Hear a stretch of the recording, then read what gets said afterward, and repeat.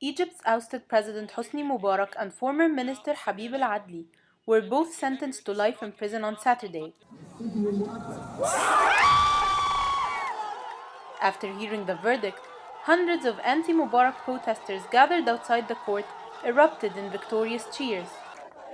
Families of protesters killed during the January 2011 uprising initially celebrated what they felt was a victory, dancing and singing about their lost loved ones. But celebrations ended quickly, as tears of joy erupted into screams of anger. Mubarak's two sons, his security chief, and 6 aides were acquitted of all charges. Mohammed Abdel Fattah, whose son was shot dead during the uprising, doubted the fairness of the trial. This verdict is a charade. The judge is Mubarak's student and the military council are Mubarak's loyal men. They gave him a life sentence so he can appeal and be acquitted, he said.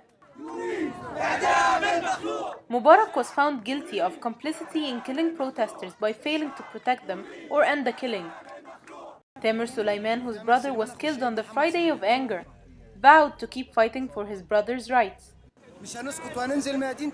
We will not accept this. We will return to the squares to protest this verdict, he says. As for the trial and the judge who we were already suspicious of, the families of the martyrs have decided to take our case to the International Court of Justice. With thousands of riot police outside the court, the situation grew tense, and scuffles broke out between angry protesters and security forces. But that did not stop Mubarak's supporters from showing up to support him. They showed their solidarity with chants, t-shirts, and even pendants around their necks. We respect the judiciary and we will accept the verdict regardless of what it is.